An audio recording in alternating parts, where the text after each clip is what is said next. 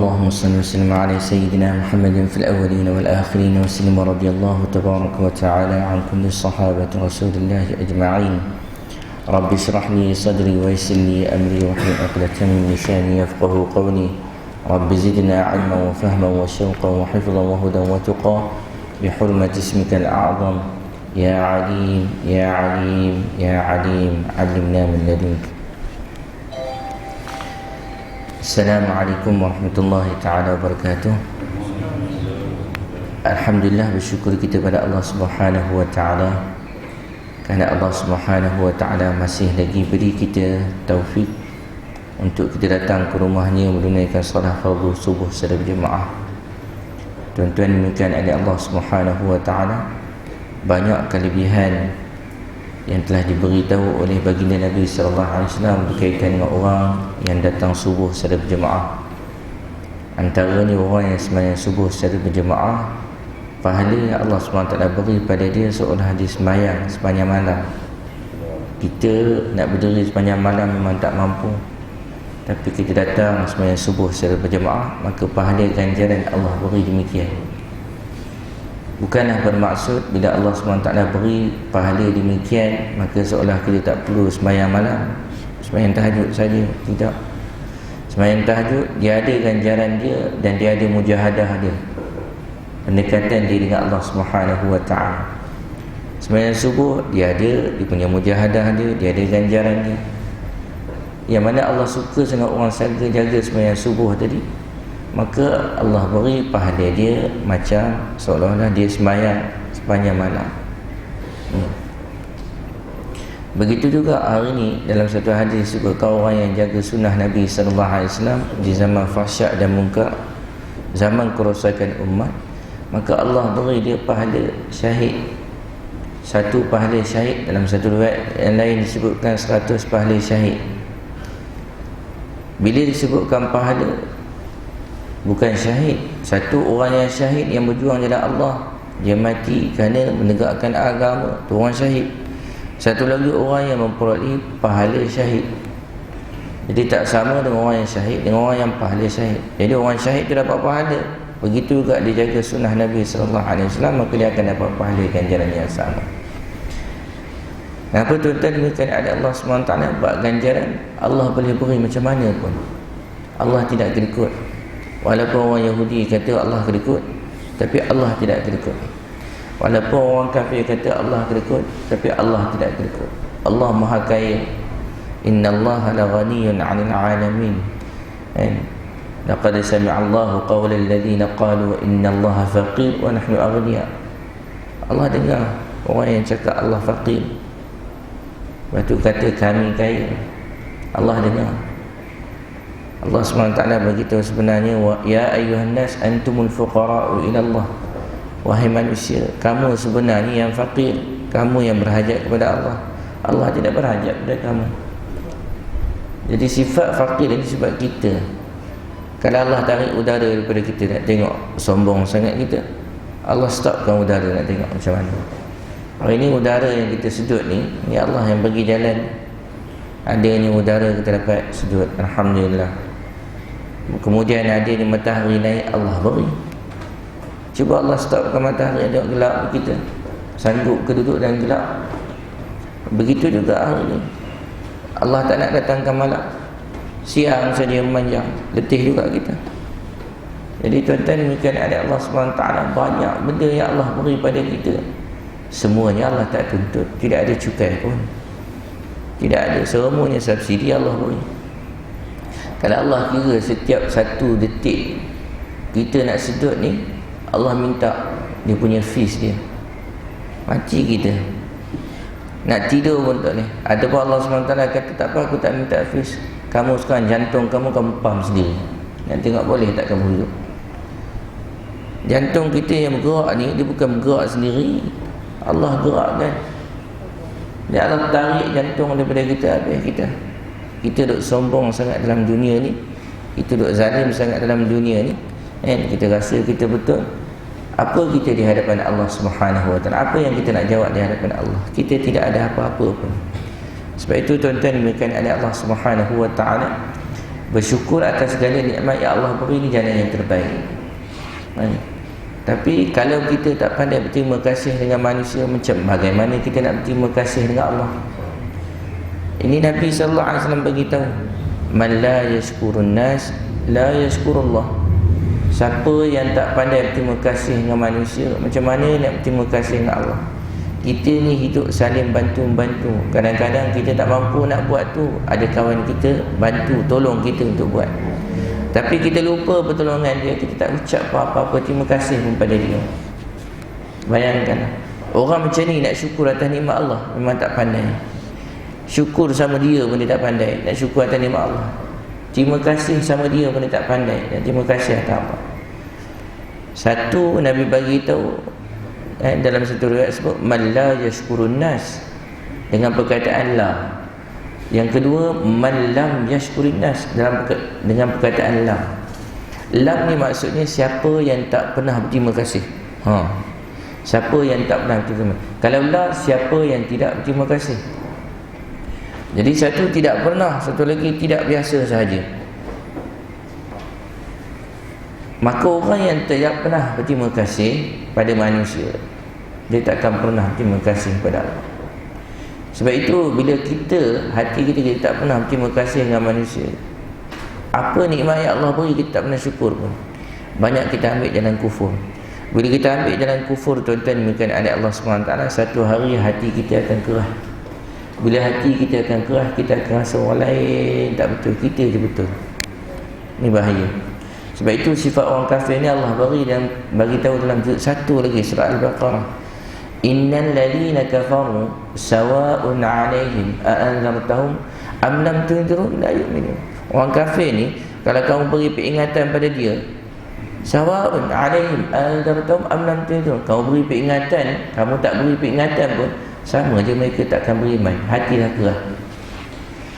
Bila kita ambil sifat orang kafir, kita ambil sifat kekufuran, maka hati kita akan jadi keras. Jadi kita tak rasa takut dengan azab Allah. Kita tak akan rasa takut dengan ancaman-ancaman yang Allah SWT beritakan dalam Al-Quran. Kita akan rasa takut. Kita tak heran pun dengan ganjaran-ganjaran yang Allah SWT sediakan. Tak heran. Apa yang kita nampak? Dunia kita. Itu yang kita nampak. Sebab itu orang yang macam ni, selepas ayat tu Allah cerita khatamallahu ala qulubihim wa ala sam'ihim wa ala absarihim ghisyawah. Allah tutup hati mereka. Pendengaran mereka pun tutup, hati mereka pun tutup. Ada penutup. Tak apa, dalam dunia mereka boleh berleluasa. Sekejap dia, tak lama, 60 tahun, 70 tahun. Fir'aun pernah memerintah dunia ni dalam keadaan zalim. Tak lama, 67 tahun. 67 tahun, bukan beratus tahun pun, 67 tahun dalam keadaan ni. Tak lama.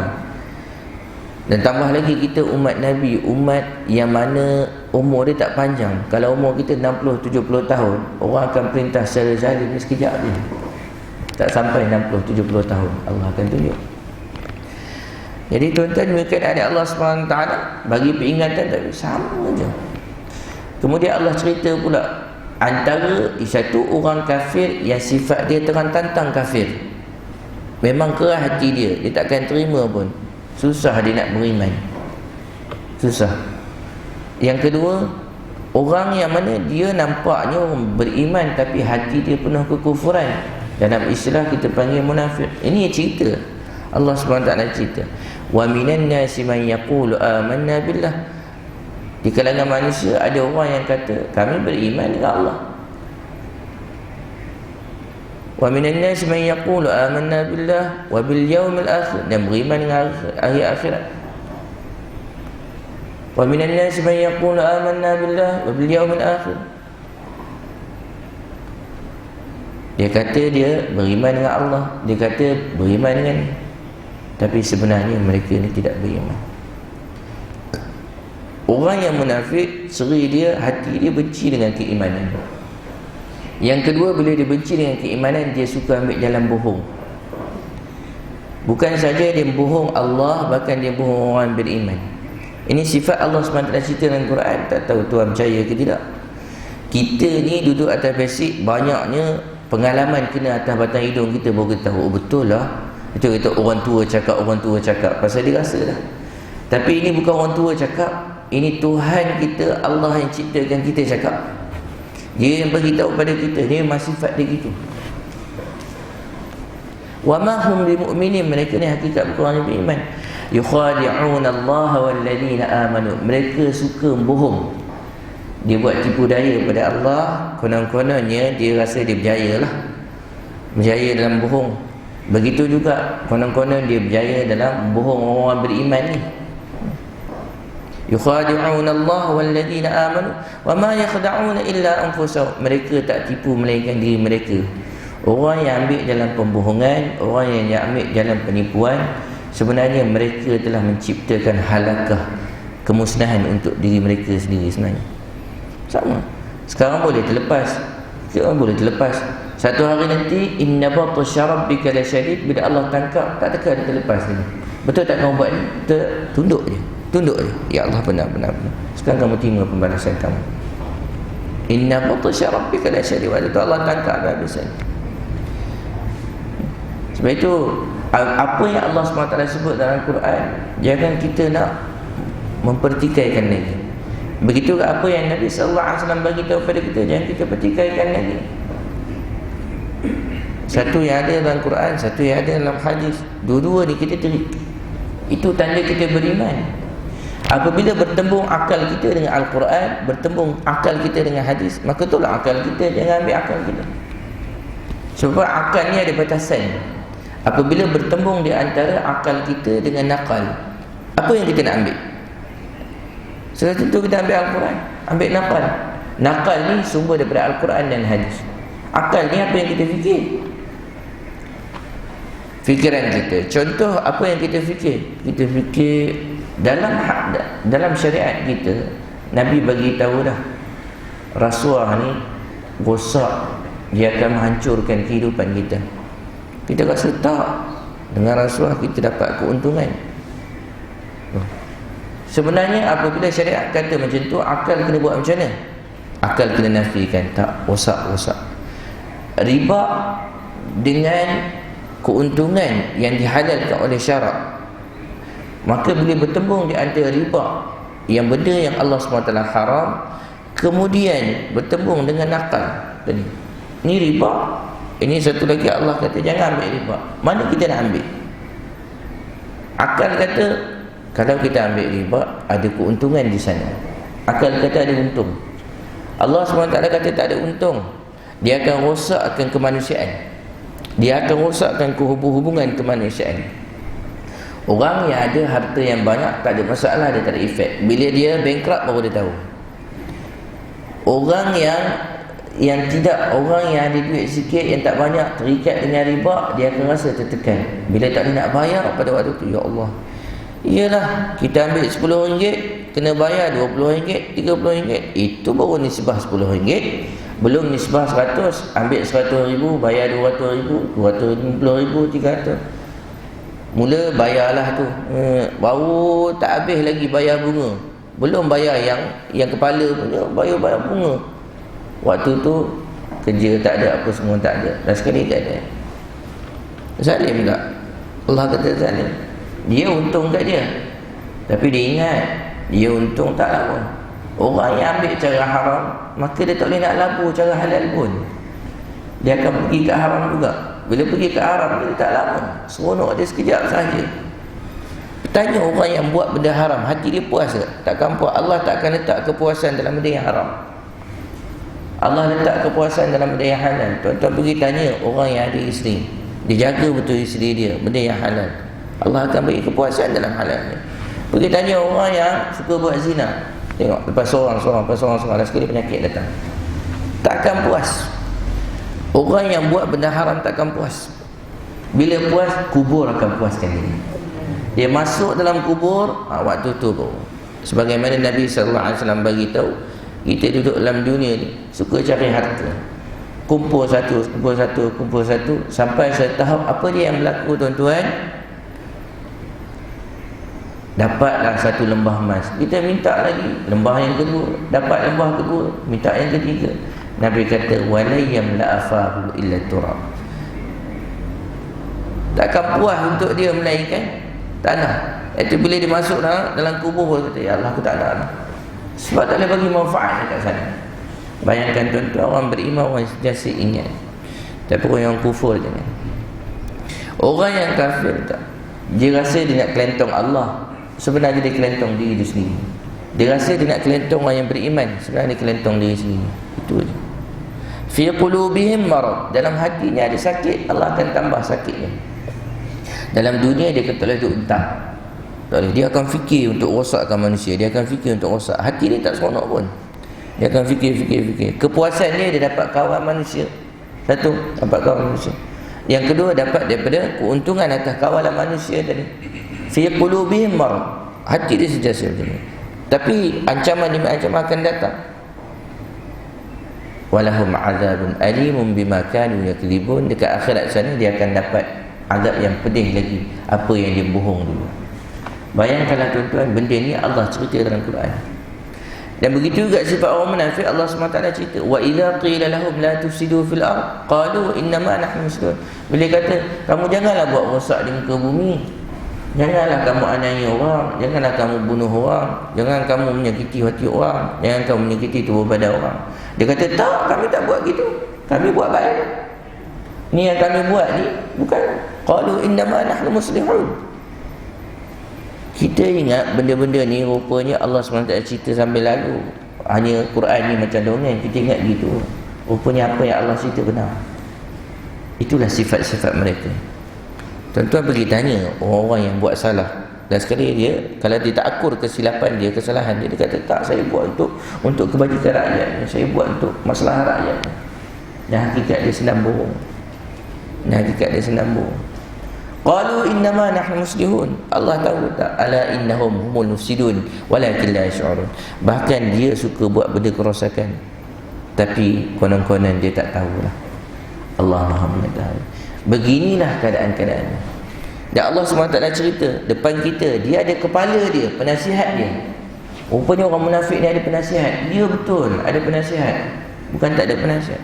Sebab itu Allah SWT cerita dalam Quran, wa idza qila lahum aminu kama amana an-nas. Bila dia berjumpa dengan orang beriman, dia kata kami beriman macam kamu beriman. Wa idza khalu ila syayatinihim, bila mereka berjumpa kepala-kepala mereka, syaitan-syaitan mereka, ketua-ketua mereka, dia kata apa? Inna ma'akum, kami ini sama dengan kamu, kami sama kamu. Tuan-tuan menjadi anak Allah SWT. Daripada mana ni? Daripada Al-Quran. Allah cerita tentang satu orang beriman, satu lagi orang kafir, satu lagi orang munafik. Ini tiga ciri yang banyak ada dalam dunia yang kita hadapi, tuan-tuan. Kita nak lari, duduklah kita dalam dunia ni. Habis ciri-ciri orang yang beriman, itu ciri-ciri orang kafir, ciri-ciri orang munafik. Ciri-ciri orang beriman apa dia? Orang beriman dia suka percaya pada apa yang Allah SWT beritahu. Alladzina yu'minuna bil ghaib. Benda yang tak nampak tapi dia tahu ini datang daripada Allah, dia percaya. Allah kata, contoh Allah kata pada madu fihi syifa, pada madu tu ada penyembuh. Maka orang yang beriman kata, oh pasti ada penyembuh. Tak perlu kaji-kaji lagi. Apa yang kaji? Yang kaji asli ke tulis ke tak tulis, nah itu kena kaji. Tapi penyembuhnya ada dalam tu, jangan kaji pasal Allah bagi tahu. Bila kita kaji saja ada penyembuh tak ada penyembuh, ini masalah iman kita. Di akhirat sana jawab kita dah hadapan Allah. Seorang yang mati disebab yakin dengan ini perintah Allah, maka mati dia Allah SWT. Kenapa kau mati sebab makan madu? Ya Allah, aku mati sebab makan madu, ya Allah. Kenapa kau makan madu mati?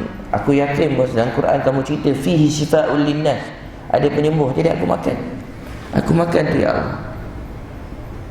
Betul? Ya. Bawa dibongkar. Kalau betul lah keyakinan kamu mati atas sebab perintah aku, maka aku redha pada kamu. Kemudian bawa disingkap. Kamu tahu tak, kamu makan madu tu semua bukan madu, gula. Sebab itu kamu mati. Sebab apa? Penuh racun dalam tu, asbab. Tapi aku suka dengan kamu pasal kamu buat satu perkara dengan perintah aku. Orang yang ambil selain daripada ubat yang tidak ada garanti dalam Al-Quran dan hadis, kemudian dia mati, dia yakin dengan ubat tadi, maka apa yang berlaku, tuan-tuan berkaitan Allah SWT, maka berlepas daripada Allah SWT. Jadi begitu kat tuan-tuan, apa yang hadis Nabi SAW sebut, kita kena yakin dalam tu ada penyebut.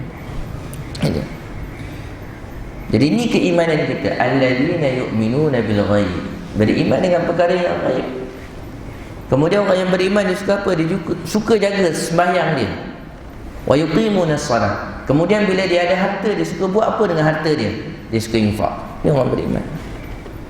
Dia suka. Dia akan cari dia akan cari orang yang kekurangan, orang yang berhajat. Dia akan fikir. Yang pertama, orang yang terdekat dengan dia dulu. Kenapa?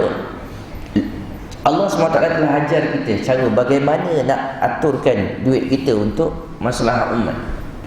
Laisal birra an tuwallu wujuhakum qibala al-masyriq wal maghrib walakinnal birra man amana billah wal yawmil akhir. Allah SWT beritahu, laisal birra, bukan kebaikan tu kamu menghalakan wajah kamu ke arah maghrib ataupun masyriq. Senang kita cakap, kejayaan bukan dengan cara kamu nak ikut barat ataupun kamu nak ikut timur. Tak ada kejayaan. Orang kata orang barat hebat, kamu ikut atas barat, tidak garanti. Orang kata orang timur hebat, kamu nak ikut cara timur, tidak. Kejayaan yang Allah SWT letak, walakinnal birra man amana billah. Orang yang beriman dengan Allah, maka orang ini berjaya. Wal yaumil akhir, bukan saja dia beriman dengan Allah, dia percaya akan kehidupan akhirat, dia yakin dengan kehidupan akhirat. Kenapa dia yakin? Allah SWT bagi ada tahu kehidupan selepas mati ni akan ada, penghisaban akan mati, penghisaban selepas kematian yang akan ada, syurga neraka akan ada. Dia yakin semua ni adalah berita-berita yang sahih daripada Nabi, yang mana semua ni adalah aturan daripada Allah Subhanahu wa taala. Dia yakin.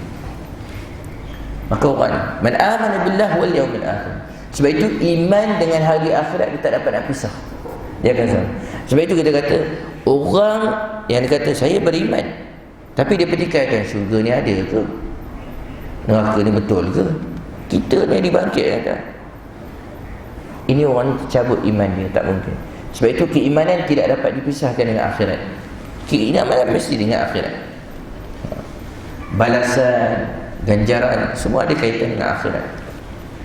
Wa atal mala ala hubbihi dzil qurba. Kemudian bila Allah beri harta pada dia, dia gunakan harta dia untuk apa? Wa atal mala ala hubbihi, pada orang yang dia kasih, ibu bapa dia, dzil qurba, orang yang terdekat dengan dia. Kemudian wa atal mala ala hubbihi dzil qurba wal yatama, anak-anak yatim, wal masakin, orang miskin dia bagi, wa ibnis sabil, kemudian orang yang dalam perjalanan. Kadang-kadang orang yang dalam perjalanan ni, anak jalan dipanggil ibnus sabil ni, orang yang musafir ni, kadang-kadang memang dia kaya pada tempat dia, tapi bila dia duduklah dalam perjalanan, kadang-kadang tak ada apa pada dia. Dia pernah berlaku stop, sama ada dari segi harta ataupun harta ada, tapi pengetahuan pada kat tempat tu tak ada. Contoh dia perlukan air ke apa ke, kita datang bantu dia. Al-Quran cerita ni, orang yang pernah duduk dalam safar, kereta dia sakit, bila orang bantu dia rasa seronok. Baru kita tahu rupanya orang yang betul. Dalam Al-Quran dia cerita Ibn Sabil ni kita kena jaga juga. Memang betul rupanya. Betul. Tuan-tuan tak percaya, kita cuba pergi dekat dalam hutan. Dalam hutan tengah-tengah malam, kereta rosak dalam hutan, kita mengharap bantuan datang. Duduk sorang-sorang nak tengok. Macam-macam kita fikir makhluk Allah yang lain. Inilah rupa gini akan datang. Kita ni takut makhluk tadi, kita takut Allah. Wallahu a'lam. Dalam hati kita lah. Yang kedua, apa dia tuan-tuan? Waktu tu dah lah gelap. Kalau siang tu lain. Jadi soalan kat sini, kita takut gelap ke kita takut cerah? Cuba cerah kat situ. Okey, cuma gelap je. Jadi gelap yang kita takut tu kat situ jadi masalah. Tapi musafir, bila orang datang bantu dia sono, masya-Allah. Sebab itu Allah SWT suruh jaga Ibn Sabil juga. Aqari Ibn Sabil, masakin, segala asnaf tadi. Jadi orang beriman tahu dia laburkan harta, tapi orang yang munafik, orang yang kafir, dia akan laburkan harta pada kezaliman. Dia akan labur. Kemudian bila Allah dah beri banyak harta pada dia, fikir macam mana nak jadikan orang sebagai hamba. Bagaimana nak cari? Firaun macam tu. Bila dapat semua kerajaan, dia akan fikir macam mana orang supaya nak ikut dia. Macam dia fikir Bani Israel jadi hamba. Kemudian untuk dia buat alat-alat perang. Alat-alat perang ni dibuat untuk kontrol hamba tadi. Ini semua dah ada cerita-cerita. Faja'alnaha nakas. Kita cerita ni benda yang ada dalam Quran. Kita tak cerita benda-benda yang luar. Daripada Al-Quran, umat yang sama akan berlaku. Umat dia, wa tilkal ayyamu nudawiluha bainan nas. Hari-hari itu kami akan putar-putar balik. Sama je. Akan adanya raja yang zalim, akan datang yang beriman, kami putar-putar balik. Kenapa? Dunia memang begitu. Dunia bukan tempat syurga selama-lamanya, dan dunia bukan neraka selama-lamanya. Dunia ni ada di antara syurga, di antara perangai jahat, perangai buruk tu ada dua-dua, silang menyilang. Apabila ada tekanan, orang beriman akan tawajuh pada Allah. Begitu dulu. Apabila ada tekanan daripada Fir'aun, baru Bani Israel tawajuh pada Allah. Dan tidak mereka akan duduk. Apabila ada tekanan, kita akan tawajuh pada Allah tak? Baru kita akan tawajuh. Mula bangun tahajud, mula kita mohon pada Allah, solat hajat banyak, mula kita akan cek amalan kita. Kenapa? Pasal ada tekanan. Kalau tak ada tekanan, kita akan duduk relax. Dan sekali kita akan hanyut. Kerajaan-kerajaan Islam yang besar terdahulu, inilah perangai dia. Apabila datang keselesaan, kemewahan, maka dia telah lupa, kurang amalan. Bila kurang amalan, maka kemewahan datang. Bila kemewahan datang, apa yang berlaku tuan-tuan? Kemalasan datang. Bila kemalasan datang, apa yang berlaku tuan-tuan? Serangan-serangan daripada luar pun datang. Dulu dia kuat. Kenapa? Hubungan dia dengan Allah satu. Kemudian bila hubungan dengan Allah, Allah akan bagi firasat lebih pada dia. Bila firasat lebih, dia akan berjaga-jaga. Tapi bila kurang hubungan dengan Allah, firasat tu ditarik balik. Bila firasat ditarik balik, sifat berjaga-jaga tak ada. Sebab itu tuan-tuan, bahaya kita. Dan halat yang Allah beri pada kita untuk betulkan balik kehidupan kita, untuk betulkan balik ibadat kita, untuk betulkan balik hubungan silaturahmi kita. Itu tujuan. Sehinggalah Allah SWT tengok orang ni bersatu balik, maka Allah gunakan nusrah, bantuan Allah SWT. Ini tertib yang Allah SWT letak. Wa idza tasabbat ummati saqatat min ainillah. Apabila umatku bertelaga harta sesama lain, dia caci mencaci, akan hilang daripada pandangan Allah. Bila pandangan Allah, bukan maksud hilang pandangan Allah, Allah tak pandang, Allah tak boleh lihat, tak, Allah Maha melihat. Tapi apa dia yang berlaku tuan-tuan? Allah akan biar, tengok. Kamu bergaduh sangat sama sendiri kan? Kamu selesai. Pada waktu tu musuh akan datang. Jadi tuan-tuan, demikian ada Allah SWT sebagai mukadimah panjang. Jadi peringatan untuk kita pasal kita duduk dah dunia dah ujung-ujung ni. Kena banyak cerita. Dan kita nak cerita daripada apa lagi? Sumber kita Al-Quran. Kita cerita balik apa yang Allah SWT sebut dalam Al-Quran. Kena relate pada zaman kita, baru kita akan nampak, oh benarlah apa yang cerita Al-Quran. Ingat Quran dulu, Quran mu'jizat. Bila Quran ni mu'jizat, bukan dipakai pada dulu saja, sampai akhir zaman dipakai, sampai kiamat Quran ni akan dipakai. Ini kehebatannya Allah SWT. Tuan-tuan, mungkin ada Allah SWT, insya-Allah kita sambung pengajian. Allahu Akbar.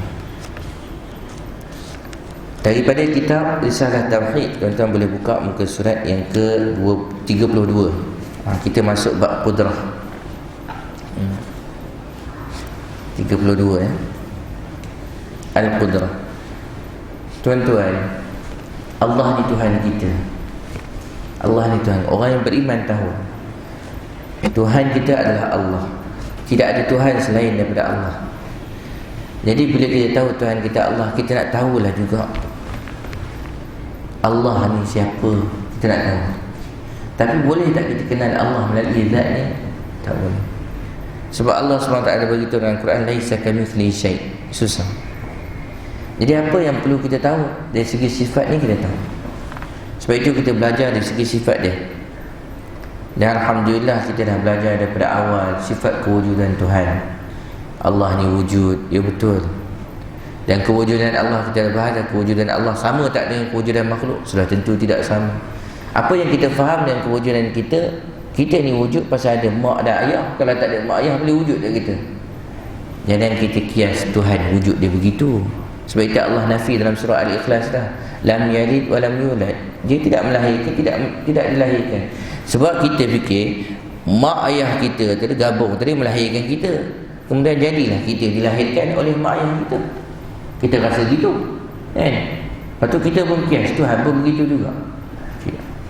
Tuhan tidak begitu. Wujud dia tak sama dengan wujud kita. Dan sekali itu Allah SWT berkata walam yakul lahu kufuwan ahad. Kita tak boleh nak fikir macam mana dia ada. Yang kita tahu dia ni ada. Macam mana ada dia? Dari sejak azali lagi. Azali ni maksudnya apa tak ada pun dia dah ada dah. Begitu juga wujud dia bukan saja azali, abadi lagi. Abadi ni selama-lamanya. Bukan saja azali, abadi, hakiki lagi. Memang itulah yang betulnya. Apa yang kita ni, kita boleh wujud, tapi wujud kita bukan dari sejak azali lagi. Wujud kita ni Allah yang wujudkan. Kemudian boleh tak kita wujud secara abadi? Ya boleh, secara abadi boleh kita wujud. Ada kita ni mungkin boleh abadi, tapi bukan hakiki punya abadi, dipanggil imkani. Imkani ni pasal apa kita kata? Kemungkinan boleh. Pasal apa? Pasal kita bukan ada kuasa, yang ada kuasa Allah. Kalau Allah kekalkan kita, abadilah kita. Kalau Allah nak hancurkan kita, tak abadi kita.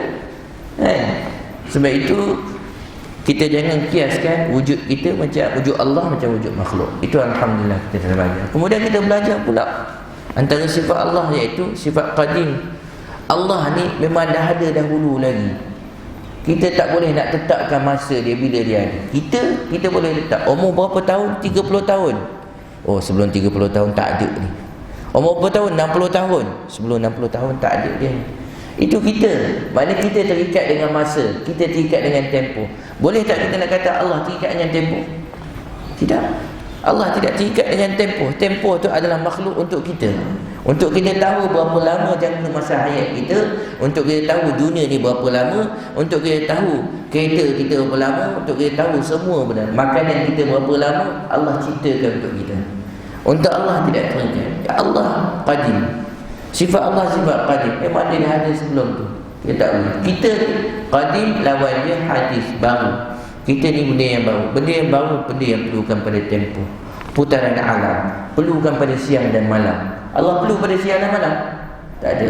Allah tidak perlu. Allah tidak berhajat. Kita perlu siang kita nak bekerja, malam kita nak rehat. Allah perlu tak? Allah letih ke dalam takbir alam? Sifat Allah tidak ada letih. Kita letih. Sifat kita letih. Sebab itu orang yang letih sifat dia mengantuk, dan mengantuk kena tidur. Allah tidak. La ta'khudhuhu sinah wala naum.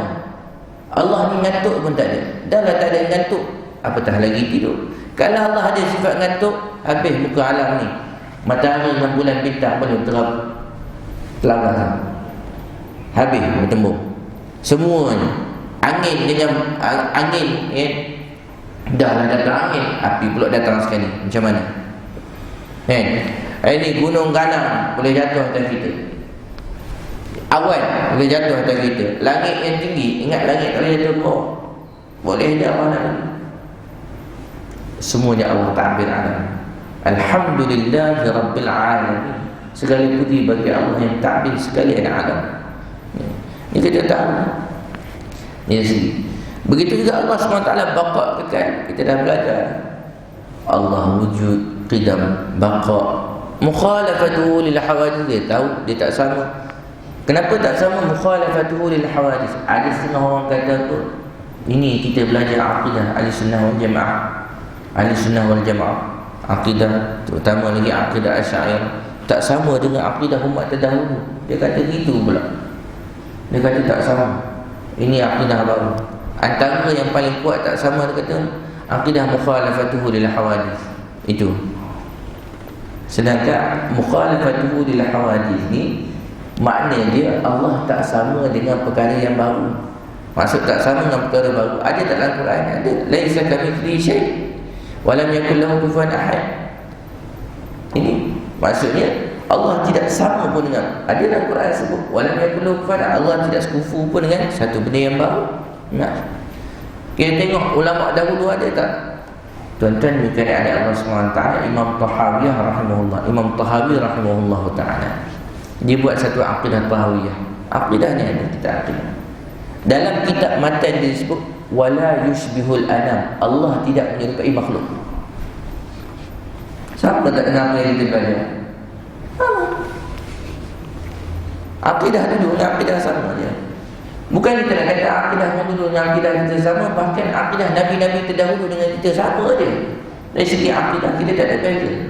Kita menyembah Tuhan yang sama, kita patuh kepada Tuhan yang sama, hidup kita untuk Tuhan yang sama, mati kita pun untuk Tuhan yang sama.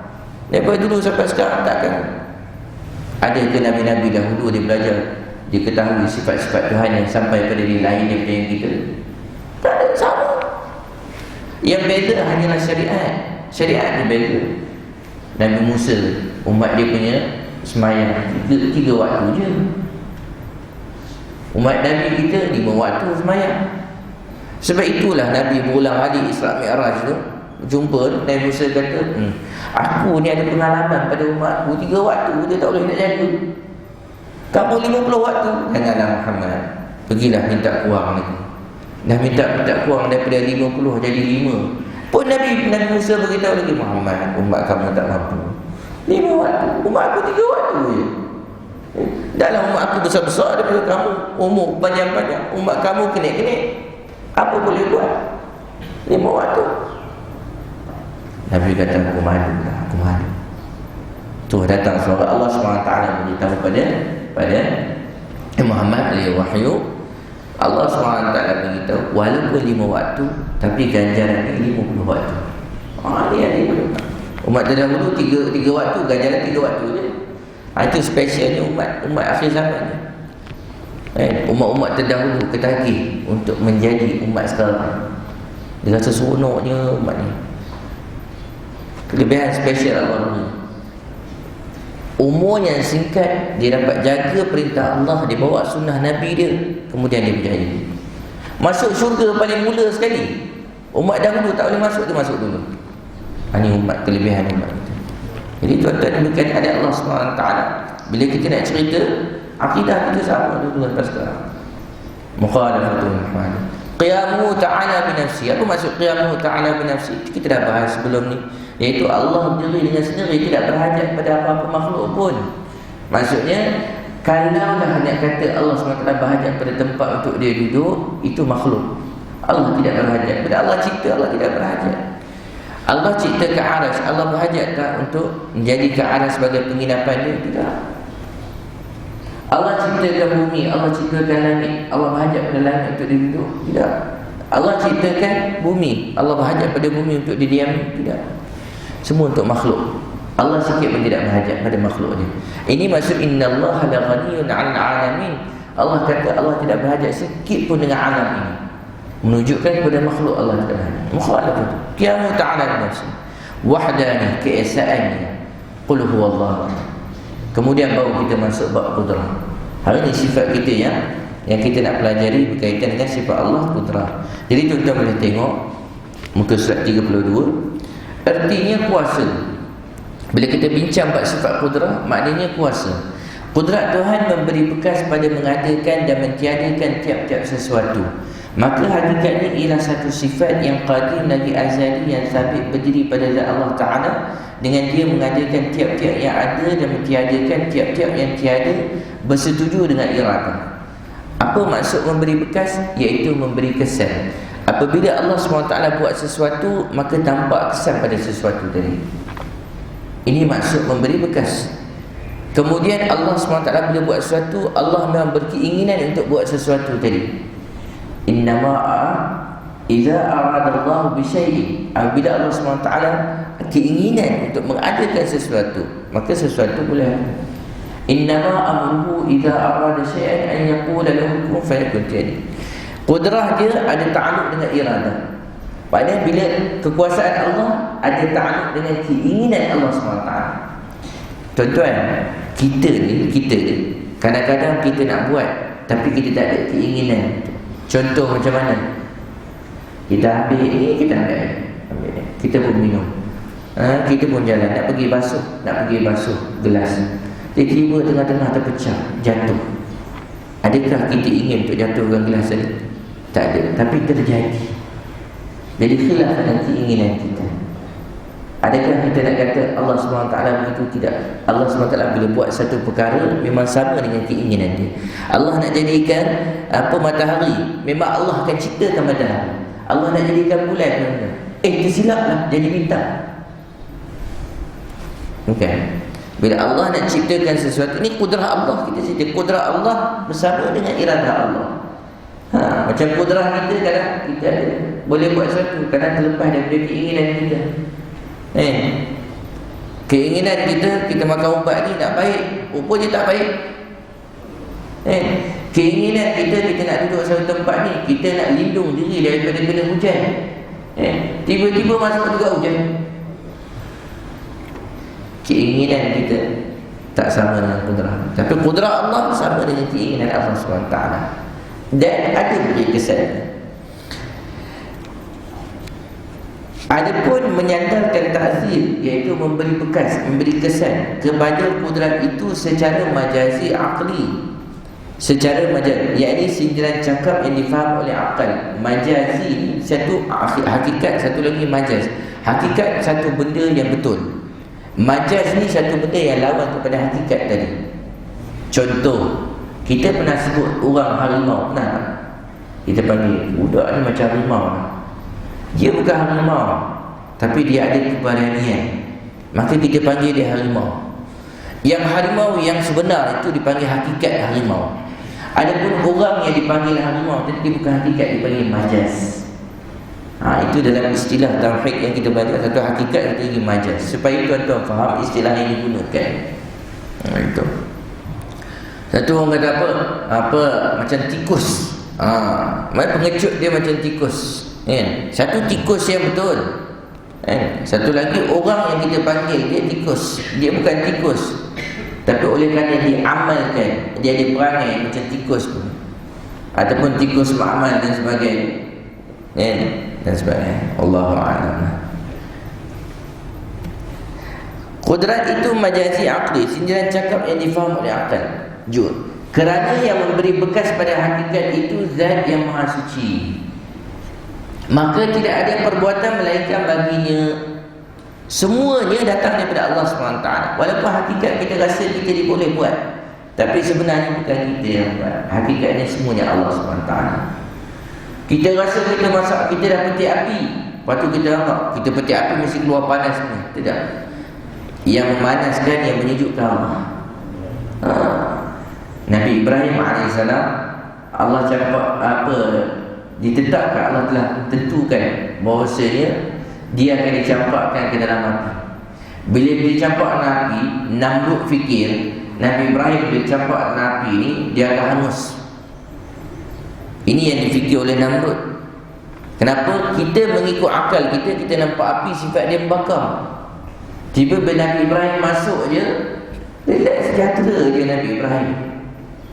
Qulna ya nar kuni bardan wa salaman ala Ibrahim. Allah SWT perintahkan kepada api tadi, pada Nabi Ibrahim, kamu tolong jadi sejuk api. Jadi api tadi nak panas kan, dengan perintah Allah. Kalau Allah tak nak bagi panas, tak boleh panas. Api tadi yang sifat kita nampak tadi, yang kita nampak ini memanaskan, tapi Allah kata sejuk. Sejuk. Menggelentar Nabi Ibrahim duduk kat dalam tu. Sejuk, duduk dalam api. Allah SWT bagi tahu pula salaman. Jangan sejuk terlampau, tapi sejuk yang sejahtera. Lepas perkataan salaman tadi, barulah api tadi sejahtera untuk Ibrahim. Heran Namrud, aku campak ingat semua dia hangus. Nak buatlah kemungkaran lagi. Sebab apa? Dia jadi pengacau. Nak suruhkan semua jadi hamba dia, kemudian mengaku dia sebagai Tuhan. Tiba-tiba Nabi Ibrahim duduk kat tengah-tengah, jadi kacau. Dia ni ulat daun betul, dia kata. Kita bakar dia. Tengok-tengok tak terbakar. Siapa yang memanaskan api tadi? Allah. Siapa yang membuatkan api tadi terbakar? Allah. Begitu juga hari ini, andai kata orang nak beri satu racun pada kita, nak beri apa, Allah tak izinkan, tak ada apa-apa. Tak ada nak buat apa. Allah buat satu keputusan untuk hancurkan dia. Kita dengar Khalid bin Al-Walid. Khalid bin Al-Walid waktu nak berhadapan dengan tentera Rom, ramai dalam 200,000. Bilangan tentera Muslim pada waktu itu dalam 20-30 ribu. Nak dibandingkan 200,000. Dia orang hantar satu panglima jumpa dengan Khalid bin Walid. Kamu ni, saya bagi, janganlah beramalkan. Padahal dia orang takut. Bila ada banyak orang takut. Dia kata apa? Pedang-pedang kami ni telah diletak racun. Kalaulah kena, andai kata kamu tak mati sekalipun, tapi kena pada kamu racun melekat pada kamu, mati. Khalid bin Walid kata betul. Betul macam tu. Konon-konon dia nak ancam. Betul macam tu. Tak apa, kamu bawa racun tadi. Ya. Betul. Macam dia ambil racun ni. Bismillahirrahmanirrahim. La yadurru ma'asmihi syai'un fil ardi wala fis sama'i wa sami'un 'alim. Orang tengok. Biasanya kalau minum tu, dah kalau minum satu botol, minum satu sudu pun dia boleh tahan juga kan. Tak payah eksperimen dekat tikus, tak payah dekat monyet. Dekat kita satu sudu insya-Allah tak ada. Habis dia minum dengan dia yakin dengan apa yang Nabi sallallahu alaihi wasallam bagi tahu, dengan amalan bismillahirrahmanirrahim ma'asmi syai'un fil ardi wa fis sama'i wa sami'un 'alim. Tak ada apa pun sikit racun ni. Orang tu tengok, hush, betul ni. Dia pun balik, dia beritahu jangan beramal orang. Bahaya kita. Walaupun bilangan sikit, tapi keyakinan dia macam ni, jangan. Dia orang memang tak takut mati, kita yang takut mati ni, jangan. Tuan-tuan sebenarnya hakikat macam tu. Bila orang Islam tak takut mati, tuan-tuan, bila dia tahu sejarah dia, bila dia tahu siapa Nabi dia, bila dia tahu siapa yang bersama dengan Nabi tu, maka orang Islam tak takut mati. Dia tak takut mati semua. Sekali semua akan mati juga, sama je. Semua akan mati. Jadi bayangkanlah tuan-tuan, kudrah tadi siapa yang letakkan? Yakin dengan amalan Nabi. Kalau kita, Nabi bagi tahu ni, kalau kamu baca bismillahirrahmanirrahim ma'asmi syai'un fil ardi wa fis sama', pagi 3 kali, petang 3 kali, Allah akan selamatkan kamu daripada segala jenis kutuan. Tapi kita baca benda tu, kita yakin tak? Kita dah baca dah, masih ragu-ragu lagi. Tuan-tuan, ragu-ragu ni tak ada lah buat letih. Sebab itu hari ni letih kita, hari ni rukun iman kita belajar percaya. Memang daripada kecil-kecil lagi percaya kepada Allah, percaya kepada malaikat. Jadi percaya je dalam kita. Daripada dulu sampai sekarang kita ada percaya. Keyakinan tak ada. Percaya ni sifat dia macam mana tentang percaya ni orang boleh buat. Percaya orang boleh buat. Tapi saya boleh buat? Itu belum tentu lagi. Dia perlu pada yakin untuk kita buat. Percaya tak orang boleh terjun daripada selamat? Percaya. Cuba terjun dan tengok. Saya terjun dengan anak. Orang nak terjun. Kenapa? Itu melibatkan keyakinan. Melibatkan keyakinan. Jadi beza di antara yakin dengan percaya. Sahabat mereka yakin, Nabi bagi tahu dia, mereka yakin. Mesti takkan. Seorang sahabat Allah SWT, dia dah letak satu kesan pada madu tadi, dia boleh bagi sembuh. Seorang sahabat sakit perut, dia sakit perut. Kita lihat jumpa dengan Nabi, dia bagi tahu pada kawan dia, kamu tolonglah jumpa dengan Nabi, bagi tahu kat Nabi, cakap saya sakit perut, apa saya boleh buat? Sampai kat Nabi, Nabi kata minum madu. Balik dia kata, Nabi bagi tahu minum madu, dia pun minum. Makin sakit perut dia pula. Bila makin sakit perut dia, Allah, dia pun jumpa Nabi. Kamu pergi jumpa Nabi, makin teruklah perut aku. Jumpa Nabi, Nabi kata minum madu lagi. Dan minum madu, cirit-cirit pula semua. Sudah, macam mana nak buat? Nabi dia yakin apa yang Allah beritahu. Yakin dia tak akan ubah pendirian dia. Sama dia, duduk kat situ. Berlaku apa pun.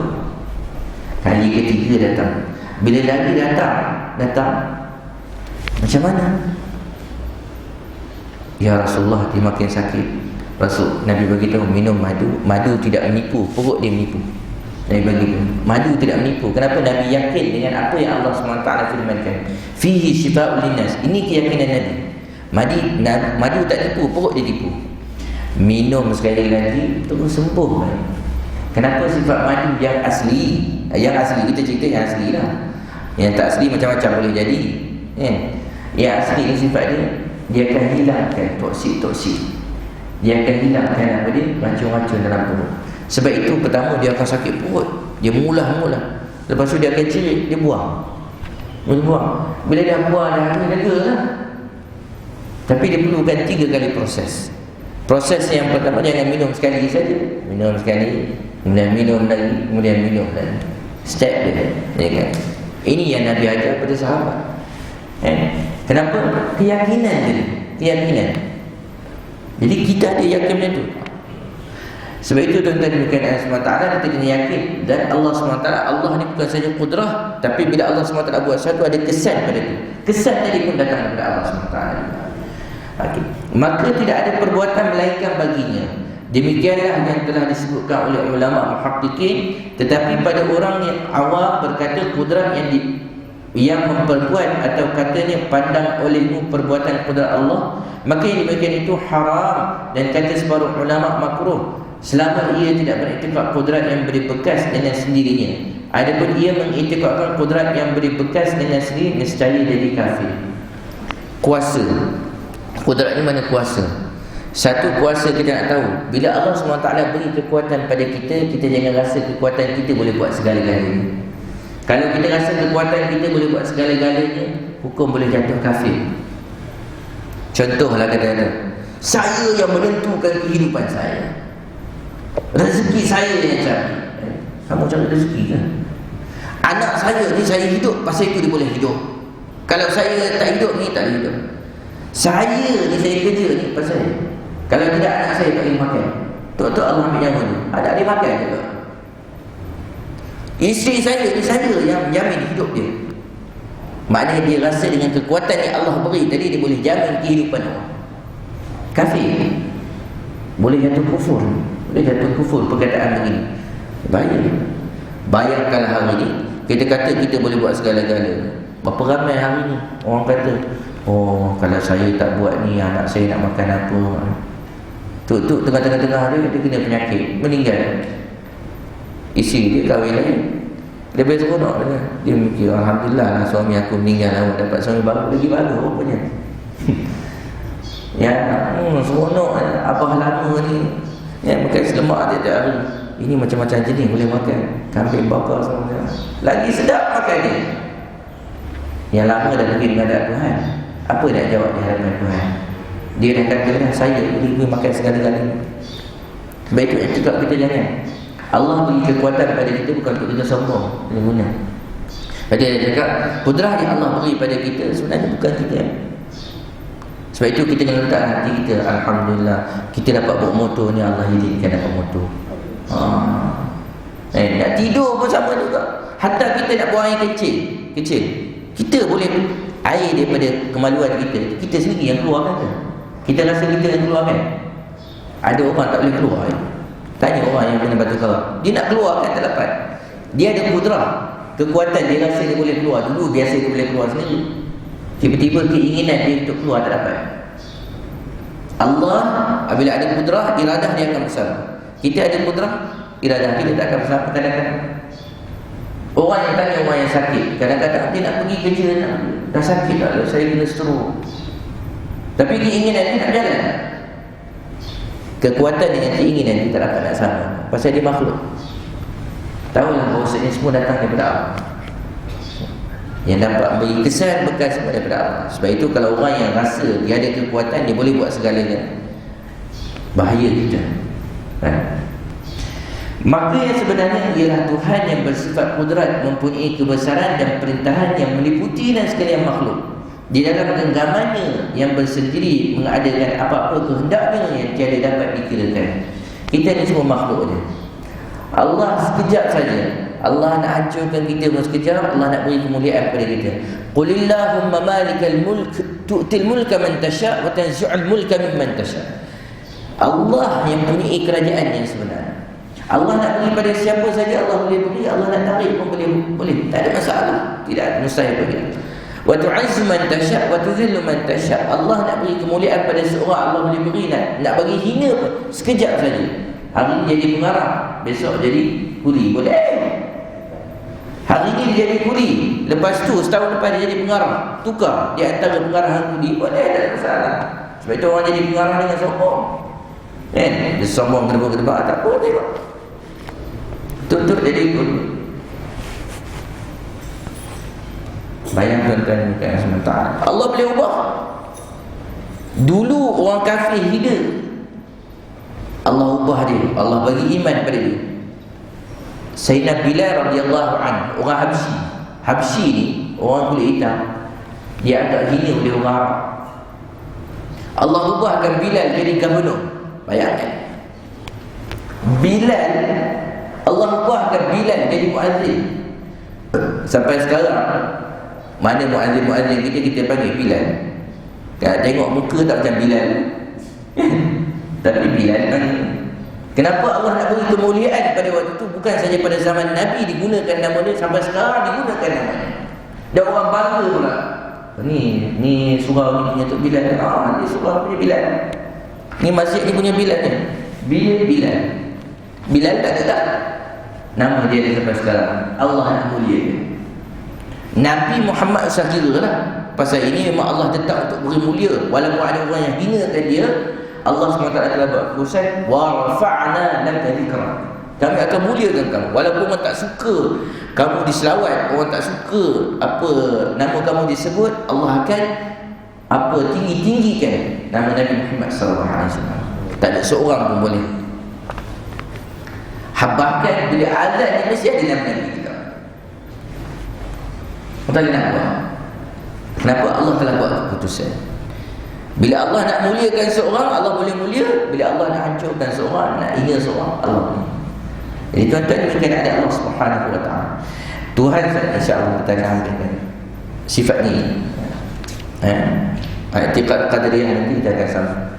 Tuhan sahaja yang mempunyai kuasa menjadikan dan mentiadakan, dan Ia sahaja yang berkuasa mengubah-ubah akan segala perjalanan alam dan hal yang berlaku dalam masyarakat manusia kerana perintahnya meliputi dan sekalian makhluk. Di dalam genggamannya sekalipun pada pandangan, pada zahirnya manusia melakukan, kita nampak kerajaan yang berubah-ubah ni, kita nampak macam dia orang yang buat, tapi hakikatnya semuanya ketentuan daripada Allah SWT. Berjalan ikut ketentuan Allah. Tak ada seorang pun yang buat. Sebab itu akidah kita baik dan buruk semua daripada Allah SWT. Ada orang kata apa? Baik daripada Allah, buruk saya yang buat. Tidak. Malaikat Allah menciptakan sifat dia buat baik. Syaitan ni yang sifat dia buat jahat pun Allah SWT ciptakan. Dua-dua ni makhluk Allah. Dua-dua makhluk Allah. Allah ciptakan. Cuma Allah letakkan tengah tadi ikhtiar akal tadi. Kalau kamu buat jahat, kamu dapat ni. Kamu buat baik, kamu dapat ni. Macam orang ni, dia bagi kita pisau. Pisau ni kita yang guna. Kita bunuh orang, kita buat jahat. Kita pergi potong bawah, kita buat baik. Itu je. Kalau kita salah gunakan akal, alat kita salah, maka kita akan tak boleh nak salahkan Allah juga. Tak. Sebab Allah dah bagi akal. Sebab itu hukum ni pada orang yang berakal. Kalau orang gila, sebab itulah alhamdulillah hari ni kita pernah dengar orang gila kita panggil ahli syurga. Kenapa? Senyum dia pun dah masuk syurga dah. Dia tak sembahyang pun tak ada masalah. Kita kalau tak sembahyang, kena. Sebab itu dia lepas daripada mukallaf. Sebab itu kita tengok orang yang diberi tanggungjawab tadi, kita tengok pertama dia Islam, kedua dia berakal. Itu. Belum lagi masuk yang lain, Islam, kemudian berakal. Belum lagi masuk balik, akal juga kita tengok. Kalau dia gila terlepas. Dah habis kan?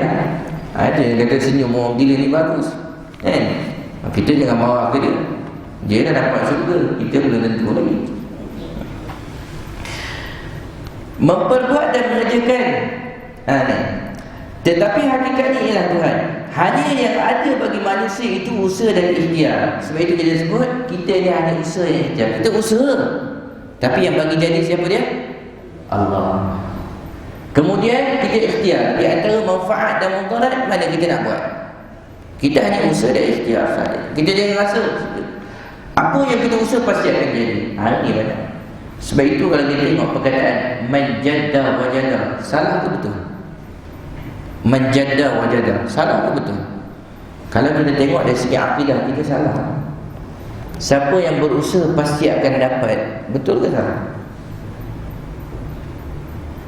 Sepatutnya kita kena sebut apa? Manjadda insya-Allah wajada. Siapa yang berusaha, insya-Allah dia akan dapat. Hanya betul. Sebab itu Allah tegur Nabi. Waktu ketika kafir Quraisy tanya tentang Ashabul Kahfi pada Nabi, Nabi kata, tidak apa, aku akan bagi tahu kamu esok. Terus delay wahyu. wahyu terkirim. Nabi sampai sedih. Nabi sampai sedih. Tu Allah turun. Allah turun terus. Bila Allah tarbiyah Nabi, Allah tarbiyah kita sebenarnya. Allah tarbiyah Nabi adalah Allah tarbiyah untuk umatnya sekali. Allah Ta'ala beritahu, wala taqulanna li syai'in inni fa'ilun dzalika ghadan illa in sya'allah. Jangan kamu cakap, jangan sekali-kali kamu cakap, aku akan buat benda ni besok, melainkan kamu kena cakap dengan izin Allah. Ini cara kita. Sebab itu berkata, saya pasti bukan. Tak.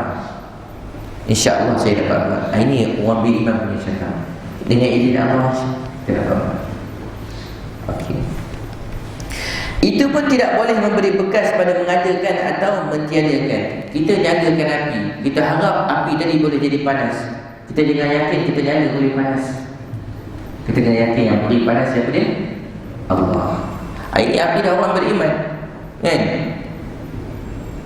Tapi kalau kita ni, kita yakin kita masih lemah, kita lihat memang rasa tengok panas tak panas. Dan memang Allah SWT letakkan kesan daripada api ini mengeluarkan panas. Tapi seorang yakin, dia kata tak, Allah boleh bagi sejuk. Yakin dia lah.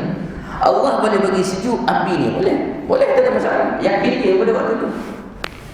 Ya Allah, kau boleh bagi sejuk.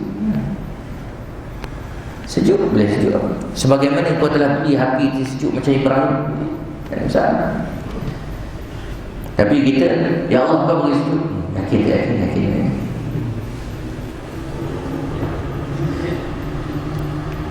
Hanya usaha dan ikhtiar itu pihak madkhal dua dan jalan pada menjayakan sesuatu. Misalnya seperti putus sesuatu benda, maka jalan hendak putus benda itu mesti dengan dipotongkan. Pisau ni kita tengok apa yang kita nampak dari segi pisau dia boleh potongkan. Tapi sebenarnya kita yakin pisau kan tak boleh potong. Yang boleh potong adalah Allah. Ini kita nak kehebatan, nak bawa kudrah Allah SWT, nak yakin pada kudrah Allah SWT. Nabi Ibrahim AS disembelih dengan Nabi Ismail. Disembelih. Takluk. Rupanya Allah buat keputusan untuk ganti kibas. Takluk. Pisau dia biasa memang tertib. Seorang Nabi lebih faham. Untuk sembelih pisau kena tajam. Tajam tak lepas. Allah SWT irada untuk tukarkan kepada kibas. Allah nak tengok pengorbanan Ibrahim AS. Itu untuk Nabi Ibrahim sajalah. Kalau kita hari ni kita mimpi suruh bunuh anak, jangan, itu mimpi syaitan. Nabi Ibrahim saja. Mimpi Anbiya ni adalah mimpi apa dia? Mimpi Anbiya ni adalah wahyu daripada Allah SWT. Mimpi kita ni bukan.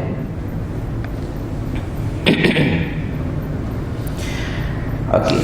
Maka bukan perbuatan potong itu memberi bekas pada memutuskan. Bahkan sebenarnya yang memutuskan itu ialah Tuhan, dengan ibarat lain diumpamakan manusia itu seperti qalam.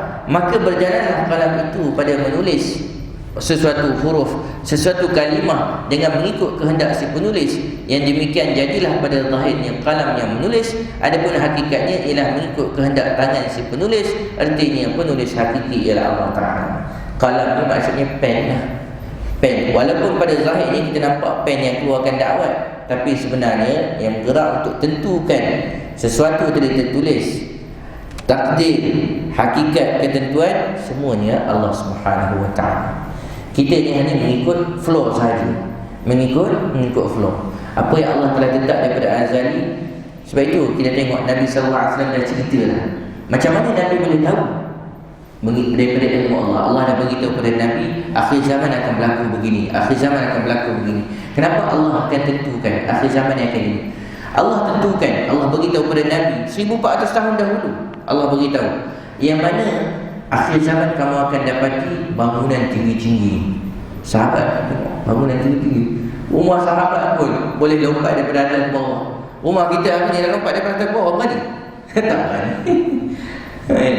Tapi Nabi dah beritahu kepada sahabat hintu akhir zaman kamu akan jumpa bila dunia nak kiamat nanti, bangunan tinggi-tinggi. Kamu akan jumpa orang-orang yang hina, yang dulu papa kedana, yang dulu tak ada apa-apa, mereka akan berlumba-lumba buat bangunan tinggi-tinggi. Kamu akan jumpa akhir zaman nanti, kamu akan jumpa apa dia?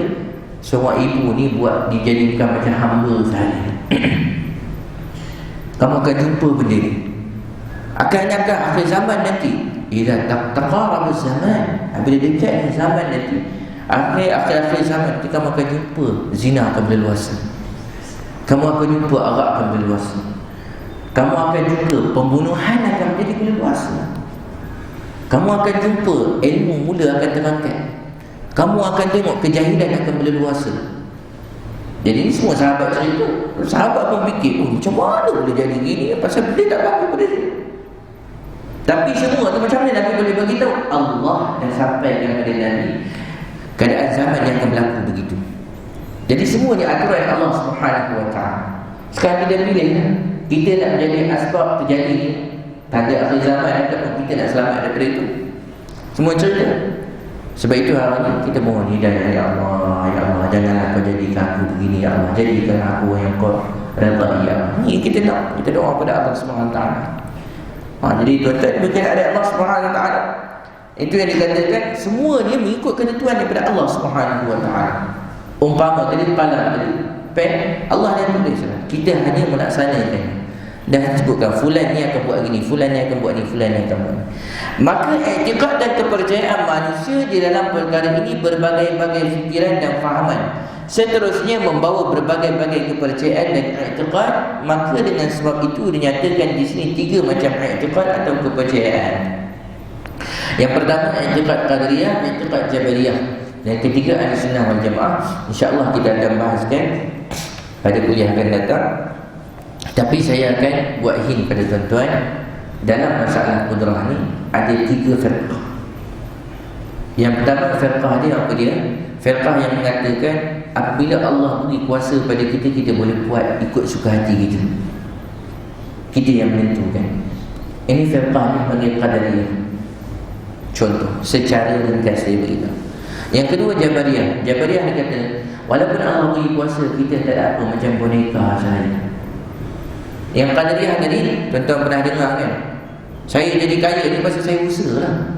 Sikit pun pertolongan Tuhan tak ada di situ. Tak sebut pun Tuhan. Ni saya ni kalau saya usaha. Nak usaha. Orang tu usaha tiap-tiap pagi dan petang tak ada kaya. Pasal kaya dia pilihan, Allah nak beri. Kamu tu nasib je. Nasib je Allah nak beri. Orang tu kan, dia pergi dekat ladang. Kamu usaha. Orang tu, kamu keluar pergi pejabat pukul 9 pagi, dia sebelum subuh pergi dah keluar. Nak tengok dia punya usaha. Kemudian dia bekerja sampai tengah hari. Sampai tengah hari dia berhenti solat. Lepas tu sambung lagi sampai petang. Kamu pergi saya balik rumah. Nak tengok siapa yang usaha. Macam tak? Kamu tu nasib Allah beri. Sebab itu ketentuan. Kalau semua orang jadi kaya, kamu jadi kaya, kamu jadi miskin pula. Sebab itu ada kaya, ada miskin. Ini ketentuan Allah. Kalau nak ikut keinginan, semua nak. Buat apa orang nak ada susah? Sebab itu tak ada. Bukan usaha kita. Kita hanya usaha ikhtiar. Tapi yang beri jadi siapa? Orang yang kata saya buat segala-galanya, orang ni termasuklah fiqh qadariyah. Nanti kita akan bahas pada kuliah akan datang. Yang kedua, orang yang mana? Dia kata apa dia? Nak buat macam mana? Dah nasib badan. Nasib badan. Maksud dia kata apa? Kita hidup kat dunia ni macam terpaksa je. Nak ikut flow je lah. Kata apa dia? Jomlah sembahyang. Nak buat macam mana? Saya ditakdir tak sembahyang. Dia jawab itu je. Jangan nanti marah, nanti azab. Nanti orang yang tak sembahyang ni Allah boleh membankan neraka. Nak buat macam mana? Saya ditakdir je kan neraka. Dia jawab gitu, boleh kita takut pula dia. Kita ambil lain, kita bagi kat tangan dia. Sakit panas. Ini bawa api dunia. Kenapa kamu main dengan neraka? Tadi bawa api dunia ni. Oh tak boleh ke? Boleh tak boleh? Tak boleh lah. Oh tahu. Orang yang macam ni pula dia kata, saya rasa kamu ditakdirkan 10 hari tak makan. Tak boleh lah. Pandai pula dia cari makan. Pandai pula. Mak makan dia kata, kamu dah tertulis ni, dah tertulis lah kita lah, tulis. Dalam tu tahu pula ada ikhtiar, tahu boleh usaha. Sebab itu orang yang macam ni, dia suka menyalahkan takdir, orang ni panggil jabariyah. Ni dua-dua akidah. Yang ketiga ahli sunnah wal jamaah dia apa dia? Dia ikhtiar tengah. Allah bagi kita ikhtiar, Allah bagi kita kekuatan, tapi kita tak yakin dengan kekuatan kita boleh selesaikan masalah. Kita hanya usaha saja, yang selesaikan masalah adalah Allah. Macam hari ni kan, kerajaan kita buat, lepas cucuk pertama, cucuk kedua, ikhtiar, dah 2 cucuk kata boleh selesai masalah, tak boleh selesai, ikhtiar lagi ketiga, entah berapa lagi, wallahu a'lam, tuan-tuan sedia kalau badan tuan-tuan. Tapi itu ikhtiar, dia pun tak yakin. Tapi kalau Nabi bagi tahu, Al-Quran bagi tahu, mai yakin. Itu orang beriman kita bagi tahu. Cakap-cakap makhluk ni memang kita tak boleh nak pakai sangat. Itu sebab itu berlaku macam-macam, eksperimen dan sebagainya. Ini yang berlaku. Jadi kenapa? Sebab kita percaya pada ikhtiar tadi. Yang menentukan ikhtiar tadi adalah Allah SWT. Kita makan ni, ada orang makan setengah pinggan kenyang ni, ada orang makan 2 pinggan tak kenyang-kenyang lagi. Letih, macam mana dia ni? Ada orang dia makan 3 biji kurma saja, dia boleh sampai petang. Ada orang makan 7 biji kurma, ini tak kena 2 pinggan nasi, dia tak boleh. Sebab apa? Sebab kita hanya ikhtiar. Yang bagi kenyang pun Allah, yang lapar membagi, yang menghilangkan dahaga pun Allah semua. Ini akidah kita tuan-tuan dan puan-puan. Kita nak bawa segala-galanya kembali pada Allah Subhanahu wa taala. Mudah-mudahan kita ni mati dalam keadaan Allah redha, Allah kasih pada kita, Allah cinta pada kita. Kemudian Allah Subhanahu wa taala jangan hadap kita, takut juga kita ni. Kita hamba ya Allah, kasihlah pada kita, sayanglah pada kita ya Allah, bangkitkanlah kita ya Allah bersama dengan para nabi, para salih, para syuhada, para siddiqin. Itu yang kita nak. Kita hari ni dalam bab bangkit-bangkit ni, dalam dunia kita buat perangai iblis, tapi bila mati mudah-mudahan dia ni dibangkit bersama dengan orang yang takwa. Kita pun pening kepada kat mana takwa dekat dunia tu. Dulu dia ni suka buat jahat ke orang, dia dulu habis dengan menyanyi ni, dia dulu habis dengan menari ni. Tiba-tiba orang doa lah sekali bangkit bersama orang takwa, kita pening juga. Orang yang dulu ikut Nabi pun tak berani doa gitu, berharap saja. Mudah-mudahan dia ni Allah bangkit bersama dengan Nabi. Pasal apa? Tiap-tiap hari dihidupkan masjid surah, tiap-tiap hari dia jumpa orang bawa dekat. Mudah-mudahan dapat dia bersama dengan Nabi. Kita doa gitu. Jadi terbalik kita hari. Tak apalah, alhamdulillah, mudah-mudahan niat kita bila niat baik tu, orang yang jahat mungkin boleh jadi baik juga. Kita harap. Sebab apa? Semua ni imkan, semua kemungkinan. Allah boleh ubah hati sesiapa ni. Jadi kita ni sebagai orang yang beriman, kita harap kebaikan saja pada orang. Kita tak nak harap keburukan. Tak nak. Buat apa kita nak meneraka ke orang? Buat apa kita nak, kalau kita semua orang jadi ahli syurga, bagus. Biar kosong, tak ada lah. Walaupun Allah SWT tetap itu ketentuan Allah, tapi keinginan Nabi untuk penuhkan syurga. Kalau boleh kosongkan neraka. Itu keinginan Nabi. Tapi keinginan makhluk dia terbatas, keinginan Tuhan tidak terbatas. Wallahu a'lam. Tuan-tuan dan puan-puan, mudah-mudahan dengan apa yang kita kongsikan pada pagi ini, insya-Allah Allah SWT terima, dan Allah SWT jadikan kita ni berzakarah kita, asbab kita duduk dalam taman-taman syurga, moga asbab keselamatan kita di akhirat nanti, insya-Allah. Aqulu qawli hadza wa astaghfirullah li wa lakum wa li sa'iril muslimina wal muslimat. A'udzu billahi minasyaitonir rajim. Bismillahirrahmanirrahim. Allahumma shalli ala Muhammad wa ala ali Muhammad. Rabbana zalamna anfusana wa in lam taghfir lana wa tarhamna lanakunanna minal khasirin. Rabbana atina fid dunya hasanah wa fil akhirati hasanah wa qina adzabannar. Sallallahu alaihi wasallam. Alhamdulillah wa ala alihi wasallam. Alhamdulillah.